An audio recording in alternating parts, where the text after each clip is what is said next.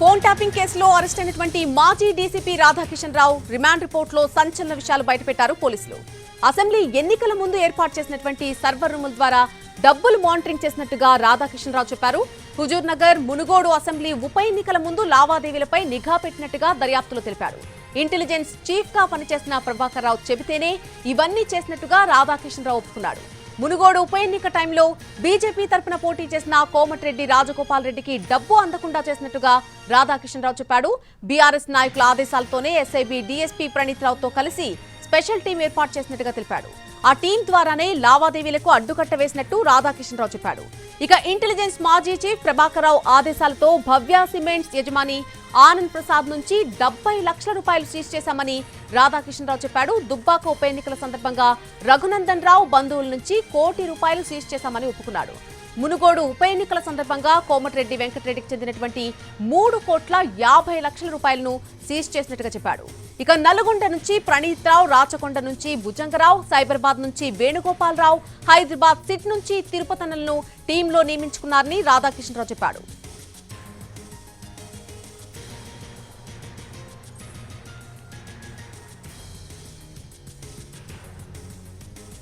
Phone tapping కేసులో arrest అయినటువంటి మాజీ డీసీపీ రాధాకిషన్ రావు రిమాండ్ రిపోర్టులో కొన్ని సంచలన విషయాలు బయటపెట్టినట్టుగా చెప్తున్నారు పోలీసులు. దీనికి సంబంధించి పూర్తి అప్డేట్ మా ప్రతినిధి రమేష్ వైట్ల అందిస్తారు. రమేష్ వైట్ల, ఏదైతే హైదరాబాద్ టాస్క్ ఫోర్స్ మాజీ డీసీపీ అయిన రాధాకిషన్ రావుని పోలీసులు ఫోన్ ట్యాపింగ్ కేసులో అరెస్ట్ చేయడం జరిగింది. అరెస్ట్ చేసి రిమాండ్ పంపించారు. ఈ సందర్భంగా పోలీసులు అటు రాధాకిషన్ రావు కన్ఫెషన్ రిపోర్ట్ ని కోర్టుకు సమర్పించారు. దీంట్లో రిమాండ్ రిపోర్ట్ లో అటు పలు కీలకమైన అంశాలు కూడా రాధాకిషన్ రావు ప్రస్తావించారు. పోలీసులకు చాలా విషయాల్లో పేర్కొనడం జరిగింది. అయితే ఫోన్ ట్యాపింగ్ కావచ్చు, లేకుంటే ఆర్థిక లావాదేవీలు కావచ్చు, లేకుంటే వ్యాపారవేత్తలను బెదిరించడం కావచ్చు, లేకుంటే వ్యాపారవేత్తలను బెదిరించి ఆ మేరకు డబ్బులు తీసుకోవడం కావచ్చు, లేకుంటే ఎన్నికల సమయంలో వ్యాపార లావాదేవీలు కావచ్చు, ఆర్థిక లావాదేవీల మీద నిఘా పెట్టడం కావచ్చు, ఎన్నికల సమయంలో ఏదైతే మునుగోడు, హుజూర్ నగర్ ఎన్నికల సమయంలో, దుబ్బాక ఎన్నికల సమయంలో డబ్బుల రవాణా మీద ముఖ్యంగా ఫోకస్ పెట్టి ఆ డబ్బుల్ని ఏ విధంగా సదరు పార్టీ కావచ్చు, లేకుంటే పట్టుకునే విధంగా ఏ విధంగా చేశామన్న దాని మీద ప్రధానంగా పేర్కొనడం జరిగింది. అయితే ముఖ్యంగా ఈ మొత్తంగా రిమాండ్ రిపోర్ట్ లో కీలకంగా బీఆర్ఎస్ కీలక నేతలు ఇచ్చిన ఆదేశాల మేరకే తాను ట్యాపింగ్ చేశాను, నిఘా పెట్టాను, ఆ మేరకు వ్యాపారులు కావచ్చు, ఆర్థికంగా ఎవరైతే డబ్బు రవాణా చేస్తున్నారో వాళ్ళ మీద నిఘా పెట్టి ఆ డబ్బులను స్వాధీనపరచుకోవడం జరిగిందని పెట్టుకోవడం జరిగింది. అయితే బీఆర్ఎస్ నేతలు ఎవరు అన్నది ఇప్పుడు కీలకంగా అని చెప్పవచ్చు. ఎందుకంటే బీఆర్ఎస్ నేతలు ఇచ్చిన సమాచారం, బీఆర్ఎస్ నేతలకి చెప్పిన సమాచారం, బీఆర్ఎస్ నేతలు ఇచ్చిన ఆదేశాల మేరకే తాను ట్యాపింగ్ చేసి ఆ మేరకు ఎన్నికల సమయంలో డబ్బు రవాణా మీద ఫోకస్ పెట్టి హైదరాబాద్ కావచ్చు, అటు దుబ్బాక కావచ్చు, హుజూర్ నగర్ కావచ్చు, లేకుంటే మునుగోడు కావచ్చు, ఈ ఎన్నికల సందర్భంలో ముఖ్యంగా అప్పటి చీఫ్ ఇచ్చిన ఆదేశాల మేరకు తాము డబ్బు రవాణా మీద నిఘా పెట్టి పట్టుకున్నామని చెప్పడం జరిగింది. అయితే మునుగోడు ఎలక్షన్ లో కోమటిరెడ్డి డబ్బు కావచ్చు, అటు రఘునందన్ డబ్బు కావచ్చు, లేకుంటే అటు భవ్య సిమెంట్ సంబంధించిన డబ్బులు కావచ్చు, ఈ డబ్బులన్నీ కూడా తాము పట్టుకున్నాం, స్వాధీనపరుచుకున్నాం అని చెప్పడం జరిగింది. అయితే ముఖ్యంగా ఇప్పుడు ఆ రాధాకిషన్ రావు అరెస్ట్ చేసిన దాన్ని చూసినట్లయితే ఎక్స్ట్రాక్షన్ అంటే ప్రధానంగా బెదిరింపులకు పాల్పడి డబ్బులు వసూలు చేశారన్న ప్రధాన ఆరోపణ మేరకు రాధాకిషన్ ని అరెస్ట్ చేశారు. అయితే దీంట్లో ముఖ్యంగా ఎన్నికల ముందు కావచ్చు, ఎన్నికల తర్వాత కావచ్చు, ప్రధానంగా సర్వర్ రూమ్లను ఏర్పాటు చేసి ఆ సర్వర్ రూముల ద్వారా ఎప్పటికప్పుడు మానిటరింగ్ చేసి ఆ రూముల ద్వారా వచ్చిన సమాచారాన్ని పూర్తి స్థాయిలో నిఘా పెట్టి డబ్బులను స్వాధీనపరచుకున్నామని చెప్పి అటు చెప్తున్నారు. అయితే ఈ సర్వర్ రూమ్లు ముఖ్యంగా ఎన్నికలు జరిగిన ప్రాంతాలు దుబ్బాక, మునుగోడు, హుజూర్ నగర్ సందర్భంలో అక్కడ ఏకంగా సర్వర్ రూమ్లు ఏర్పాటు చేసి ఆ మేరకు నిఘా పెట్టాం. ఆ మేరకు ఏదైతే బీఆర్ఎస్ కీలక నేత ఇచ్చిన సమాచారం కావచ్చు, వాళ్ళు ఇచ్చిన ఫోన్ నెంబర్ల సమాచారం కావచ్చు, వాటి మీద నిఘా పెట్టి డబ్బుల్ని స్వాధీనపరచుకున్నాం అని చెప్పి అటు దీంట్లో పేర్కొనడం జరిగింది. అయితే ప్రభాకర్ రావు చెప్తేనే ఈ మేరకు పూర్తి స్థాయిలో కూడా తాము నిఘా పెట్టి డబ్బుల్ని స్వాధీనపరచుకున్నాం అని చెప్పి రిమాండ్ రిపోర్ట్ లో పేర్కొన్నారు. అయితే బీఆర్ఎస్ నాయకులు ఎవరు అనే విషయంగా దాంట్లో పేర్కొనలేదు. అయితే దీంట్లో ముఖ్యంగా చూసినట్లయితే భవ్య సిమెంట్ ఆనంద్ ప్రసాద్ సంబంధించిన 70 లక్షలు, తర్వాత దుబ్బాక ఎన్నికల సందర్భంలో ₹1 కోటి ఏదైతే పట్టుకున్నామని చెప్పడం జరిగింది. అంతేకాకుండా మునుగోడు ఉప ఎన్నికల సందర్భంగా కోమటిరెడ్డి వెంకట సంబంధించిన ₹3,50,00,000 సీజ్ చేశాము.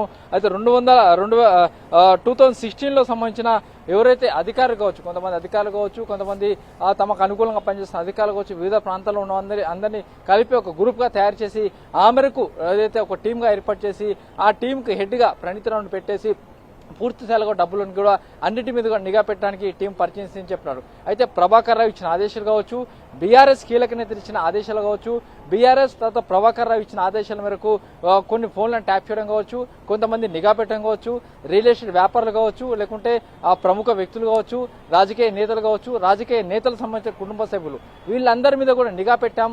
ఆ నిఘా పెట్టి ఆ మేరకు ఆచరించామని చెప్పి కూడా రాధాకిషన్ రావు తన కన్ఫెషన్ స్టేట్మెంట్ లో పేర్కొనడం జరిగింది. ఈ మేరకు రాధాకిషన్ ని తిరిగి కస్టడీలో తీసుకునేందుకు పోలీసులు కస్టడీ పిటిషన్ దాఖలు చేశారు. రాధాకిషన్ ని 10 రోజుల పాటు కస్టడీకి అనుమతించాలని చెప్పి ఒక పిటిషన్ కూడా వేయడం జరిగింది. అయితే ఇప్పుడు పూర్తిగా చర్చనీయ అంశం ఏంటంటే బీఆర్ఎస్ కీలక నేతలు ఎవరు, బీఆర్ఎస్ కీలక నేతలు అటు రాధాకిషన్ రావుకు ఇచ్చిన సమాచారం ఏంటి, బీఆర్ఎస్ కీలక నేతలు అటు రాధాకిషన్ రావుకి ఏం చెప్పారు, ఏ ఫోన్ నెంబర్ ఇచ్చారు, ఎవరి మీద నిఘా పెట్టమని చెప్పారు, ఆ బీఆర్ఎస్ కీలక నేతలు ఆయన ఎవరు అనే విషయం కూడా ఇప్పుడు మిస్టరీగా మారింది.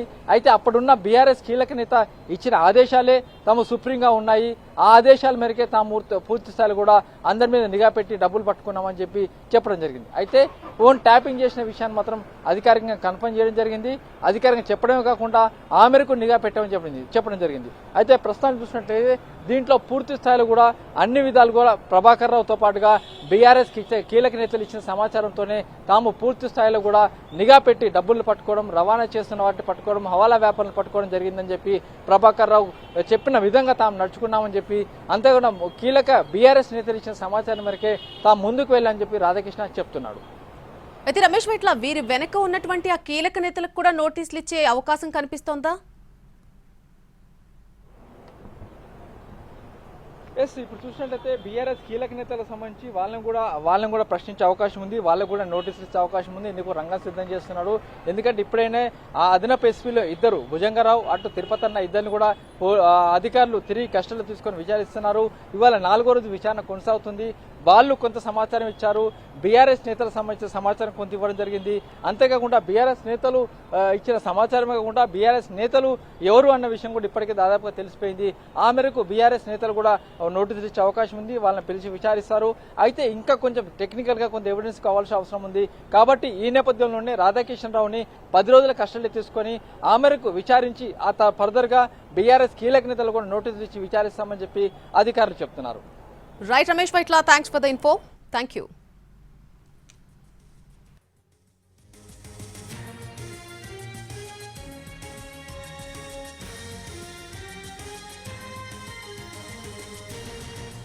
ఫోన్ ట్యాపింగ్ కేసులో అరెస్ట్ అయినటువంటి మాజీ డీసీపీ రాధాకిషన్ రావు రిమాండ్ రిపోర్టులో కొన్ని సంచలన విషయాలు బయటపెట్టినట్టుగా చెబుతున్నారు పోలీసులు. అసెంబ్లీ ఎన్నికల ముందు ఏర్పాటు చేసినటువంటి సర్వర్ రూములు ఏవైతే ఉన్నాయో వాటి ద్వారా డబ్బులు మానిటరింగ్ చేసినట్టుగా రాధాకిషన్ రావు చెప్పాడు. హుజూర్ నగర్, మునుగోడు అసెంబ్లీ ఉప ఎన్నికల ముందు కూడా లావాదేవీలపై నిఘా పెట్టినట్టుగా దర్యాప్తులు తెలిపాడు.